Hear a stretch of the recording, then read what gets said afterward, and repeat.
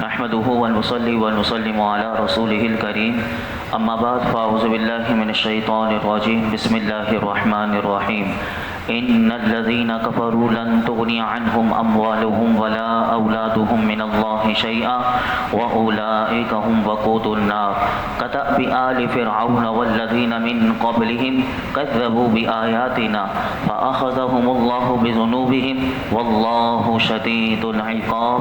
بے شک کافروں کے مال اور ان کی اولاد اللہ کے عذاب سے انہیں کچھ بھی نہ بچا سکیں گے اور وہی دوزخ کا ایندھن ہے۔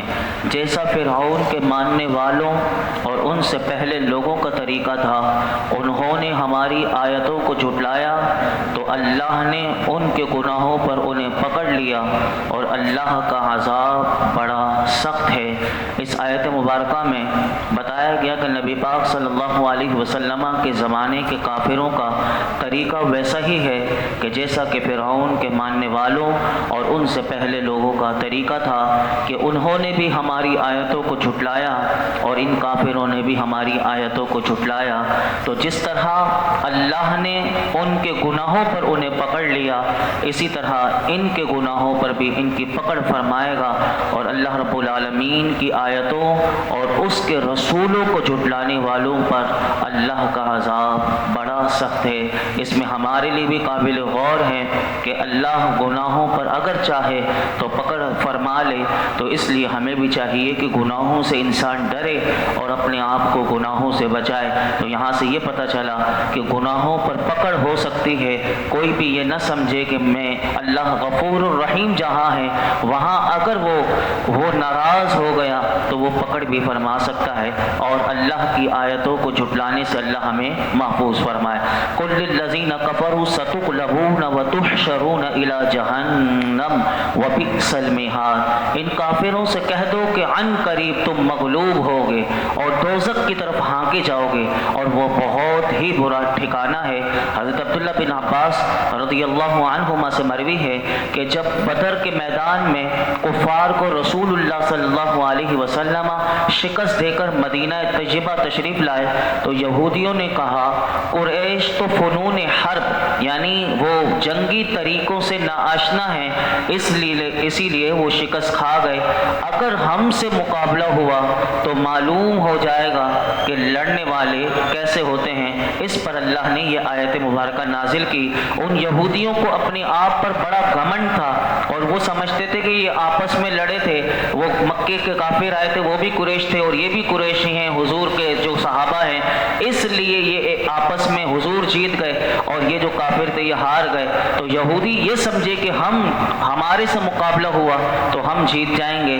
اللہ رب العالمین نے اس آیت میں قیامت تک کے لیے یہ دیکھ لیجئے خبر دے دی کہ دنیا میں یہ مغلوب ہوں گے اور یہ قتل کیے جائیں گے، گرفتار کیے جائیں گے اور ان پر جزیہ مقرر کیا جائے گا۔ یہ پوری ایک تاریخ ہے۔ اگر آپ دیکھیں کس طرح ان کو مدینے سے نکالا گیا، پھر خیبر میں، اور خیبر سے کس طرح فاروق اعظم نے انہیں نکالا، اور وہ فلسطین آج جو یہ ناجائز اسرائیل ریاست بنی ہوئی ہے اور اس پر انہوں نے وہ چاہتے کیا ہیں کہ دوبارہ وہ کنٹرول لے لیں، لیکن اللہ نے یہاں پر بتا دیا کہ یہ ہمیشہ مغلوب ہوں گے اور یہ قتل ہوں گے۔ چنانچہ اس آیت میں بتایا گیا کہ انہوں نے تو اس وقت خواہش کی تھی کہ ہم سے مقابلہ ہو جائے، تو پھر ان سے مقابلہ بھی ہوا اور یہودی قتل بھی ہوئے، گرفتار بھی ہوئے، اور خیبر کے میدان میں ان پر جزیہ مقرر کیا گیا۔ انہوں نے حضور سے کہا تھا کہ ہمیں خیبر کی زمین میں رہنے دیا جائے، آپ ہم پر کوئی ٹیکس یا کوئی بھی وہ لگا دیں، ہم وہ ادا کریں گے۔ تو ان پر جزیہ بھی مقرر کیا گیا، اور پھر ان کی سزا تو دنیا میں ملی ہے، لیکن قرآن کی یہ آیت بتاتی ہے کہ قیامت کے دن انہیں جہنم کی طرف ہانکا جائے گا۔ یہ آیت بتا رہی ہے۔ آگے فرمایا قد کان لکم آیۃ فی فئتین التقطا فئۃ تقاتل فی سبیل اللہ واخری کافرۃ یرونہم مثلیہم رأی العین واللہ یؤید بنصرہ من یشاء ان فی ذلک لعبرۃ لأولی الابصار۔ بے شک تمہارے لیے ان دو گروہ میں بڑی نشانی ہے جنہوں نے آپس میں جنگ کی۔ ان میں ایک گروہ تو اللہ کی راہ میں لڑ رہا تھا اور دوسرا گروہ کافروں کا تھا۔ جو اپنی آپ کو کھلی آنکھوں سے مسلمانوں کو دگنا دیکھ رہے تھے، اور اللہ اپنی مدد کے ساتھ جس کی چاہتا ہے تائید فرماتا ہے۔ بے شک اس میں عقل مندوں کے لیے بڑی عبرت ہے۔ اس آیت، یہ جو آیت مبارکہ ہے، یہ غزوہ بدر کے متعلق نازل ہوئی، اور اس میں یہودیوں یا تمام کافروں یا تمام مسلمانوں سے اس میں سب کو خطاب کیا گیا، کیونکہ غزوہ بدر میں مسلمانوں اور کافروں کے لیے سب کے لیے عبرت اور نصیحت تھی۔ غزوہ بدر یہ آپ جانتے ہیں کہ 17 رمضان المبارک 2 ہجری بروز جمعہ یہ بدر کا میدان ہوا تھا، اور اس میں کفار تقریباً 1000 تھے، اور ان کا بہت زیادہ ساز و سامان تھا، جبکہ مسلمان 313 تھے، اور ان میں سے بھی اکثر کمزور تھے، اور مسلمانوں کے پاس صرف 2 گھوڑے تھے، 6 زریں تھیں، 8 تلواریں تھیں، اور 70 اونٹ تھے۔ اس کے باوجود بھی اللہ رب العالمین نے مسلمانوں کو بدر کے میدان میں عظیم الشان کامیابی عطا فرمائی، اور کفار کو شکست فاش ہوئی۔ لہٰذا اس فتح کو، یہ غزوہ بدر کی فتح کو اس آیت میں کہا گیا کہ یہ اللہ کی نشانیوں میں سے بڑی نشانی ہے، یعنی یہ نشانی کہا گیا کہ یہ غزوہ بدر کا میدان جو سجا تھا یہ بہت بڑی اللہ کی نشانی ہے، اس میں غور کرو۔ اس میں کیا غور کرو؟ تو بتایا گیا کہ اب یہ تو انسان اس کی پوری وہ پڑھے سیرت کو آپ کو پتہ چلے گا، اور اس میں اس آیت میں بتایا کہ انہیں خود سے دگنا دیکھ رہے تھے۔ اس سے کیا مراد ہے؟ مفسرین فرماتے ہیں جنگ بدر میں اللہ رب العالمین نے کئی اعتبار سے مسلمانوں کی مدد فرمائی۔ نمبر 1 فرمایا، ایک تو فرشتے نازل فرمائے۔ نمبر 2 یہ ہوا کہ اللہ رب العالمین نے مسلمانوں کی نظروں میں، اب یہ دیکھیے رب کیسی کیسی مدد کرتا ہے۔ اب یہ دیکھیے کہ مسلمانوں کی نظر میں مفسرین کہتے ہیں کافروں کو کم اور کافروں کو مسلمانوں کی نظروں میں، یعنی کافروں کی نظروں میں مسلمانوں کو کم دکھایا تاکہ دونوں کا حوصلہ بڑھے۔ کس طرح؟ اس طرح کہ کافر مسلمانوں کو کم دیکھ کر وہ لڑائی کے لیے آگے بڑھے، وہ یہ نہ سمجھے کہ یہ کم ہیں تو وہ یہ دیکھیں کہ کم دیکھ کر وہ آگے بڑھیں، انہیں تو ہم خود ہی نمٹ لیں گے۔ اور فرمایا مسلمانوں کے جنگ کرنے میں وہ بزدلی کا مظاہرہ نہ کریں، بلکہ کافر سامنے آئیں۔ اور یہ لڑائی شروع ہونے سے پہلے پھر اللہ رب العالمین نے مسلمانوں کو بھی کس طرح ان کی مدد فرمائی کہ پھر جب لڑائی شروع ہوئی تو اسی آیت میں یہ بات بتائی گئی کہ وہ انہیں خود سے دگنا دیکھ رہے تھے۔ انہوں نے دگنا کس طرح دیکھا؟ اس کی 3 تفسیر مفسرین نے فرمائی۔ فرماتے نمبر 1 کفار نے مسلمانوں کو خود سے دگنا دیکھا، یعنی مسلمانوں کی تعداد کفار کو 2000 نظر آئی۔ نمبر 2 مفسرین کہتے ہیں کفار نے مسلمانوں کو مسلمانوں کی تعداد سے دگنا دیکھا، یعنی مسلمانوں کی تعداد انہیں 626 نظر آئی۔ وہ 313 تھے لیکن انہیں 626 نظر آئے، اور مسلمانوں نے کفار کو خود سے دگنا دیکھا۔ یہ سب اللہ دکھا رہا تھا۔ تو کس طرح؟ یعنی مسلمانوں کو کفار کی تعداد ایسے لگی کہ ہم 313 ہیں تو یہ 626 آئے ہیں میدان میں، اب یہ میدان سجتا ہے۔ تو پھر اللہ رب العالمین کی کیسی ان پر مدد آتی ہے، اور یہی بات اس آیت میں بتائی گئی کہ اللہ رب العالمین اپنی مدد سے جس کی چاہتا ہے وہ تائید فرماتا ہے، خواہ اس کی تعداد قلیل ہی کیوں نہ ہو، ساز و سامان اس کے پاس کچھ بھی نہ ہو۔ تو یہاں پر بھروسہ کرنا بھی سکھایا جاتا ہے کہ جو انسان اللہ پر بھروسہ کرے وہ یہ نہ دیکھے کہ میرے پاس کچھ بھی نہیں۔ یہاں پر ایک پورا آپ اندازہ لگائیے کہ کیسا ایک مجاہد تیار کیا جا رہا ہے کہ تمہیں اگر دین کے لیے اگر نکلنا پڑے تو پھر کیسے تم نے نکلنا ہے، اور اللہ پر بھروسہ کر کے پھر اس کی مدد کیسے آتی ہے، یہی بات اس میں بتائی گئی۔ آگے فرمایا زُجِّنَ لِلنَّاسِ حُبُّ الشَّهَوَاتِ مِنَ النِّسَاءِ وَالْبَنِينَ وَالْقَنَاطِيرِ الْمُقَنطَرَةِ مِنَ الذَّهَبِ وَالْفِضَّةِ وَالْخَيْلِ الْمُسَوَّمَةِ وَالْأَنْعَامِ وَالْحَرْثِ ذَلِكَ مَتَاعُ الْحَيَاةِ الدُّنْيَا وَاللَّهُ عِندَهُ حُسْنُ الْمَآبِ۔ لوگوں کے لیے ان کی خواہشات کی محبت کو آراستہ کر دیا گیا، یعنی عورتوں اور بیٹوں اور سونے چاندی کے جمع کیے ہوئے ڈھیروں اور نشان لگائے ہوئے گھوڑوں اور مویشیوں اور کھیتوں کو ان کے لیے آراستہ کر دیا گیا۔ یہ سب دنیاوی زندگی کا ساز و سامان ہے اور صرف اللہ کے پاس اچھا ٹھکانہ ہے۔ اس آیت میں بتایا گیا کہ لوگوں کے لیے من پسند چیزوں کی محبت کو ان کی نظروں میں خوشنما بنا دیا گیا۔ لوگوں کو کس سے محبت ہوتی ہے؟ یعنی یہ ہم سب سے خطاب ہے۔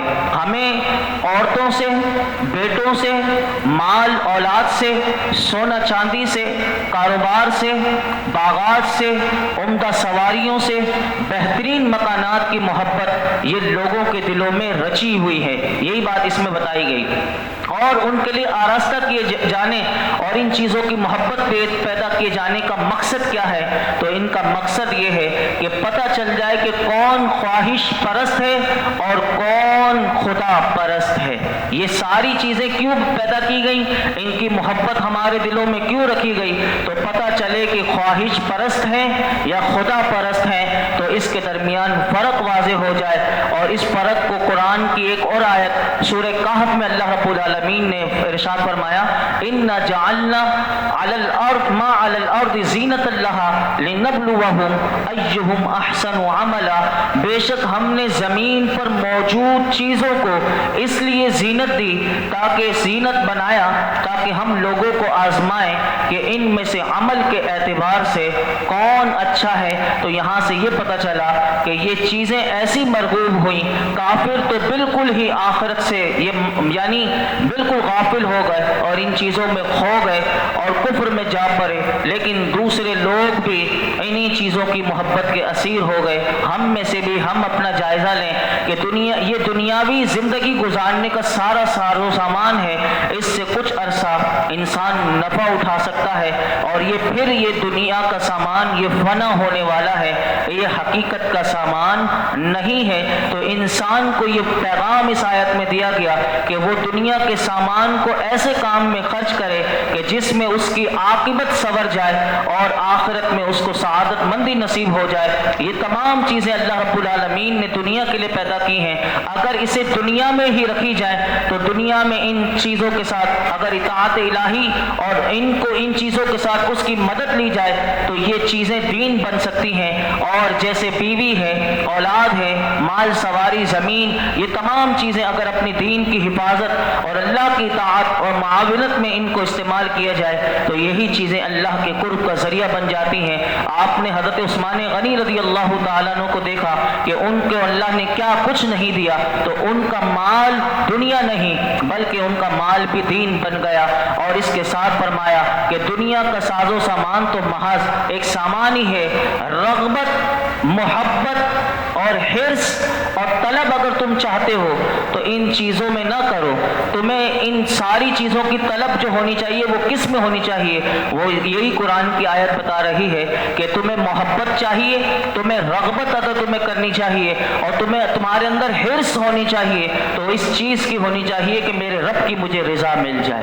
یہ دنیا میں رہتے ہوئے اللہ کی رضا کو پاؤ، اور اللہ کی رضا کا مقام کیا ہے؟ جب تم اس کی رضا کو پاؤ گے تو اس کی رضا کا مقام جنت ہے، لہذا تمہیں جنت کی رغبت کرنی چاہیے، اس کے حصول کے لیے کوشش کرنی چاہیے۔ اور اس میں بہت اعلیٰ درس اس آیت میں دیا گیا۔ ہم مسلمانوں کی اکثریت بدقسمتی سے، افسوس کے ساتھ ہم سب انہی چیزوں کی محبت میں فنا ہوتے جا رہے ہیں۔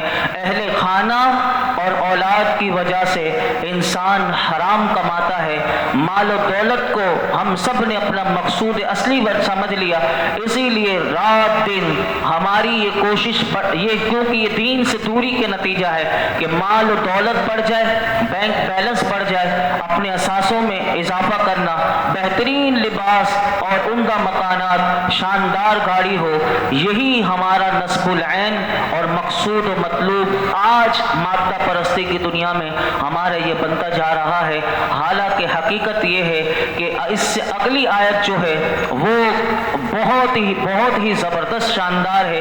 یہ تو دنیا کے بارے میں بتایا کہ لیکن اس آیت کو مبارکوں کو غور کرنا چاہیے اور ہمیں اپنی زندگی پر کچھ غور کرنا چاہیے۔ اور اس کے لیے کیا کرنا چاہیے؟ اگلی آیت میں اللہ رب العالمین نے ارشاد فرمایا کہ قل اعنبئکم بخیر من ذالکم للذین اتقوا عند ربهم جنات تجری من تحتها الانہار خالدین فیہا وازواج مطہرۃ ورضوان من اللہ واللہ بصیر بالعباد الذین یقولون ربنا اننا آمنا فاغفر لنا ذنوبنا وقنا عذاب النار۔ اے حبیب تم فرما دو کیا میں تمہیں ان چیزوں سے بہتر چیزیں بتا دوں؟ اب یہ دیکھیں کیا اللہ کا انداز ہے، پہلے دنیا کے بارے میں بتایا کہ دنیا کی ساری جو چیزوں سے ہماری محبت ہوتی ہے ان تمام چیزوں کا ذکر کیا، اب اللہ رب العالمین اپنے محبوب کے ذریعے ہمیں بتا رہا ہے ان تمام چیزوں سے بہتر چیز تمہیں بتا دوں تو کیا وہ بہتر چیز ہے؟ تو اللہ رب العالمین نے فرمایا سنو، وہ چیز یہ ہے کہ پرہیزگاروں کے لیے ان کے رب کے پاس جنتیں ہیں جن کے نیچے نہریں جاری ہیں، ان میں وہ ہمیشہ رہیں گے، اور ان کے لیے پاکیزہ بیویاں، ان کے لیے پاکیزہ بیویاں، اور اللہ کی خوشنودی ہے، اور اللہ بندوں کو دیکھ رہا ہے۔ وہ جو کہتے ہیں، کیا کہتے ہیں؟ یہ کہتے ہیں اے ہمارے رب ہم ایمان لائے ہیں اور تو ہمارے گناہ معاف فرما اور ہمیں دوزخ کے عذاب سے بچا لے۔ اس میں دنیا کی حقیقت بیان کرنے کے بعد اس سے پہلے والی آیت میں، اس آیت میں کتنے دل نشین انداز میں اور حسین انداز میں اللہ رب العالمین نے جنت اور رضا الہی کی طرف ہم مسلمانوں کو دعوت دی ہے، اور اس میں بتایا گیا اے محبوب آپ اپنے غلاموں کو سمجھائیے کہ دنیا کی حقیقت اور فنائیت تم لوگوں نے سمجھ لی تو تم لوگوں سے میں تمہیں بتاتا ہوں کہ تمہیں عورتیں، بیٹوں، مال و اولاد، سونا چاندی، کاروبار، باغات، عمدہ مکانات، عمدہ سواریوں سے اچھی اور بہتر چیز یہ ہے کہ وہ اللہ کا قرب تمہیں اگر مل جائے تو وہ جنت میں تمہیں مل سکتا ہے، اور وہ جنت وہ کیسی جنت ہے کہ وہ جنت ایسی ہے کہ جس میں دودھ، شہد، شراب کی نہریں بہ رہی ہیں، اور تمہیں ایسی پاکیزہ بیویاں تمہیں جنت میں دوں گا۔ آج کی بیوی سے تو ہر کوئی تقریباً پریشان ہوتا ہے کہ میری شادی تو ہو گئی، لیکن فرمایا جنت کی پاکیزہ بیویاں ہوں گی کہ جن میں زنانہ عوارض اور ہر ناپسند چیز جو عورت میں دنیا میں ہوتی ہے وہ جنت کی بیوی میں ایسی کوئی ناپسند چیز نہیں ہوگی، اور وہ اتنی یعنی وہ جنت پرہیزگاروں کے لیے ہے۔ اور سب سے بڑھ کر اس جنت میں تمہیں کیا ملے گا؟ اس میں تمہیں اللہ کا دیدار ملے گا، اس میں تمہیں اس کی رضا ملے گی، اور تمہیں اس کی خوشنودی ملے گی۔ یہ سب سے بڑی اعلیٰ سے اعلیٰ نعمت ہے، اور فرمایا کہ تم یہی دعا اپنے رب کی بارگاہ میں کرو۔ اسی کے ساتھ ہم اب دعا کرتے ہوئے اپنا موضوع مکمل کرتے ہیں۔ اے اللہ ہمارے دلوں سے بھی دنیا کی محبت نکال کر اپنی محبت ڈال دے، اور دنیا کی حرص، لالچ نکال کر ہمیں آخرت کی طلب ڈال دے۔ رب کریم ہمارا جو کچھ ہم نے سنایا اپنی بارگاہ میں قبول مقبول فرما۔ الحمدللہ رب العالمین والصلاة والسلام علی سید الانبیاء والمرسلین وعلی آلہ واصحابہ اجمعین۔ یا اللہ پاک جو کچھ ہم نے سنایا اس میں کوئی غلطی کوتاہی ہو معاف فرما، مولائی کریم اپنی بارگاہ میں قبول فرما، ہمیں اخلاص للہیت کے ساتھ تیری رضا کے لیے رب کریم سیکھنے سکھانے عمل کرنے کی توفیق عطا فرما۔ جو کچھ ہم نے سنا اسے یاد رکھنے، اس کو مولائی کریم دوسروں تک پہنچانے اور اسے اپنی زندگیوں میں نافذ کرنے کی توفیق عطا فرما۔ مولائی کریم جو آج ہم نے دعا سیکھی رب کریم ہم وہی دعا تیری بارگاہ میں کہتے ہیں۔ اللہ تو ہماری مغفرت فرما، اللہ ہمیں دوزخ کے عذاب سے محفوظ فرما، اپنی رضا عطا فرما، ہمیں بھی جنت الفردوس عطا فرما، جنت الفردوس عطا فرما، جنت الفردوس عطا فرما، جہنم کے عذاب سے محفوظ فرما، موت کی سختیوں سے محفوظ فرما، موت کے وقت ہم سب پر کرم فرما دے، موت کے وقت ہمارے ایمان کی حفاظت فرما، موت کے وقت کلمہ طیبہ پڑھتے ہوئے ہمیں موت نصیب فرما۔ مولائی کریم دنیا اور آخرت کی ساری بھلائیاں، ساری سلامتیاں، عزتیں ہمارا مقدر فرما، ہماری نسلوں کا مقدر فرما۔ درس قرآن میں یہ جتنے حاضرین موجود ہیں ان سب کی خالی جھولیوں کو بھر دے۔ وصلی اللہ تعالی علی خیر خلق محمد وعلی